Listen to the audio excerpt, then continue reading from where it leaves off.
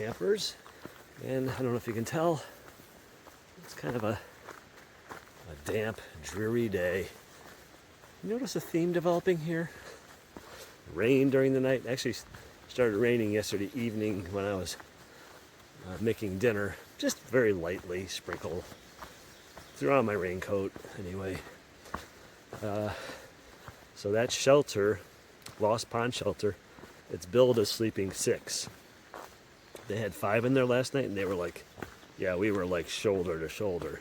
There's no way you're getting 6 people in there. Not comfortably. That would be miserable. You'd be bumping into each other all night. So anyway, I tented. Don't like packing up a wet tent, but hey, that's the deal. I didn't want to stay in the shelter because I knew that there were already 4 guys in there when I got there. I didn't want to be the 5th one to cram in. Also, a lot of mosquitoes were around, and you're better off in a tent than in a shelter because you have no protection from bugs in a shelter, unless it's an enclosed shelter, of course.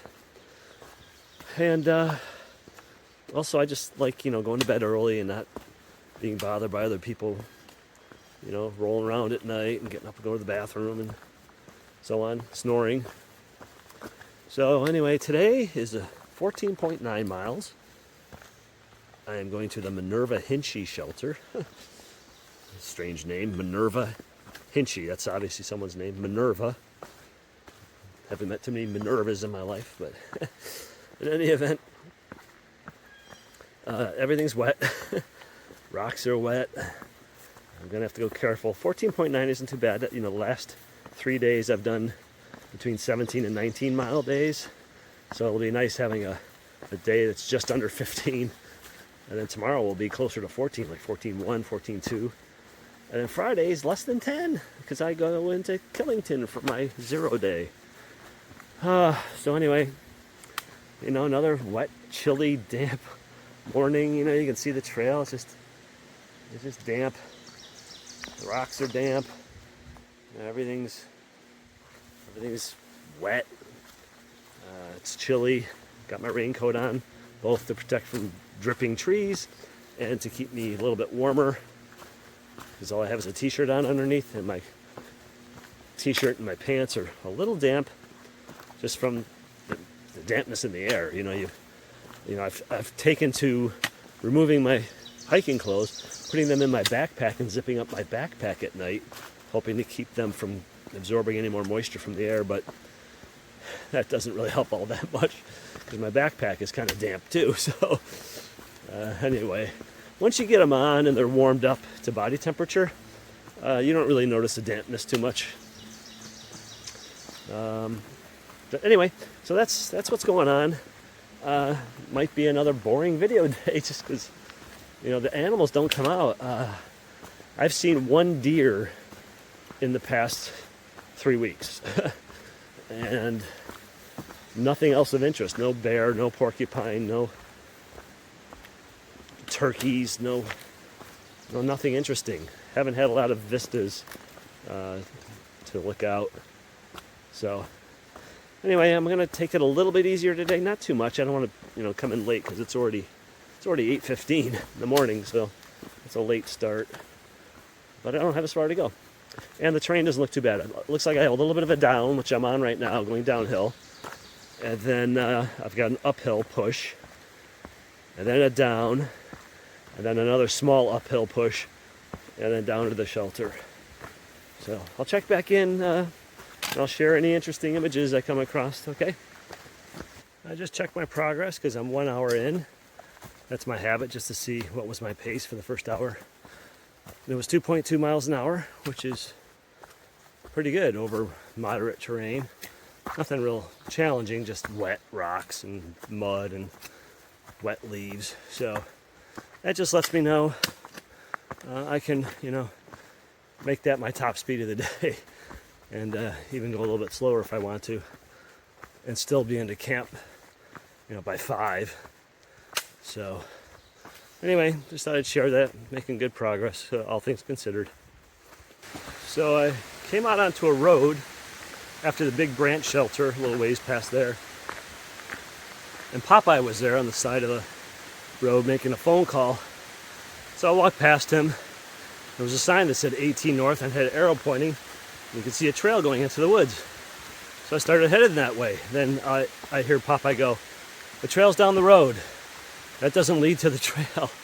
And I looked at it and I said, "Really?" He goes, "Yeah, I don't know why the sign's like that, but you got to go down the road for the trail." And sure enough, he was right. Very misleading sign. There's a little pull-off area. And there's a sign that says AT Long Trail North or whatever it says with an arrow pointing, and it's right next to a trail that goes back into the woods. That's not the AT. You keep going down that road, and now it's starting to rain. You keep going down that road a little farther, and you'll see off to the right, there's a kiosk, and that's where the trailhead is. Okay, I gotta put the phone away because the rain's picking up. Just stopped for my first snack of the day at the little pond shelter. Exactly 5 miles from the shelter I stayed at. And the next shelter, or a shelter, is at the 9.8 mile mark. So I'm going to stop at that one for my second break. So that works out perfect because I usually like to stop 5 to 6 miles. So on a day like today when I'm doing 15, that's 2 breaks. One at about the 5 mile mark and one at about the 10 mile mark. And then I'm in camp at the 15 mile marker roughly. If I'm going much more than 15, like my pole got stuck.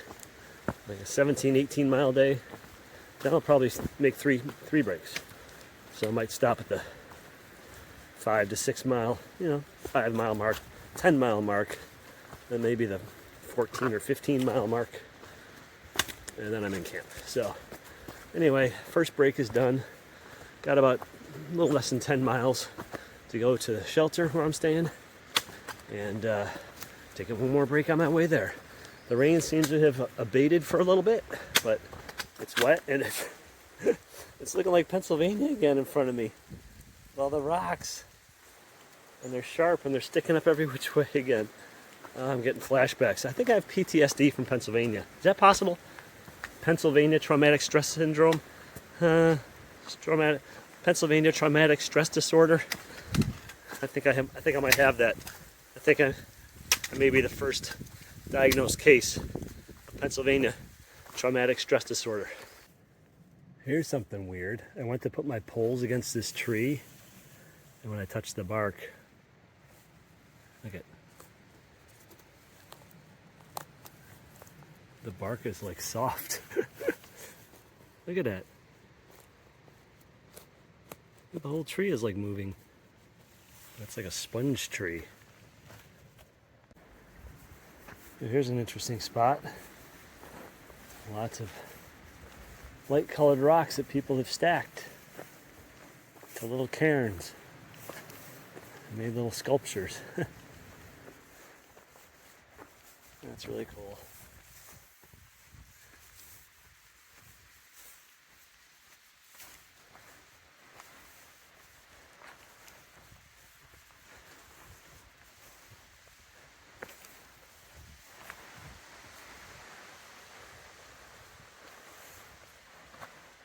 I think I need to clean the lens. Looks kind of hazy. Like there's a halo around things. Anyway, just leaving the Greenwall shelter. The guide says it's 0.2 off the trail. Like hell it is. Everybody who was there's 4 other guys there. I came in and I said, I didn't feel like 0.2 to me, and they all said, yeah, we didn't think so either. And people even wrote in the register, that's not 0.2. No, it's got to be 0.3. You get a pretty good feel for what 0.1, 0.2, 0.3 is off the trail after going to lots of shelters, and that's more than 0.2. It might be 0.29, and they lopped off the 9. In any event, I got 5.1 miles left. Once I get back on the trail, I'm still walking from the shelter back to the trail. 5.1 to the shelter I'm staying at tonight. It's only 10 after 2. I should be there by 5 o'clock, even at a leisurely pace. Even at a leisurely 1.7 miles per hour or so, 1.8. And I have a big down, big up, and then down to the shelter. So not too bad. Totally manageable. Just gonna go nice and easy, not gonna push myself. No sense doing that. I mean, 5 o'clock is early. I can get there, make my meal, check the weather, and see if it's gonna rain tonight. Oh, here's the trailhead. Whew, all that walking just to get back to the trailhead. Okay, so we'll see if I'm gonna set up my shelter. If it's gonna be a dry night, I'll set up my shelter to dry it out. My tent, I should say. My tent got wet, of course, last night because of the rain. And it just gets heavy when it happens. I don't like having a wet tent. So that is a Trail Magic stop. I'm leaving. I'm just leaving. It was just at the end of the day. Oh. Spineless Cougar, thank you again for the Trail Magic. I appreciate it. Welcome. Thanks. So that was Spineless Cougar. He's one of the two guys doing the Trail Magic. The other one was Roof Walker. And I was one of the last customers. Apparently they've been there since 8 in the morning. It's now 4 o'clock. And they had a little over 20 people. I took that break down that long side trail at that shelter. And then I got off trail by accident. With terrible signage, terrible blazing. And I wound up almost a quarter mile down a side trail. Thankfully there was a parking lot that I came to, and that's when I started to say, well, where's the next blaze? There wasn't any next blaze because I was not on the AT anymore. And I told these guys what happened. He goes, oh yeah, you're not the first. And I said, that's a terrible intersection. You're going down a trail like this, right? It's a straight shot.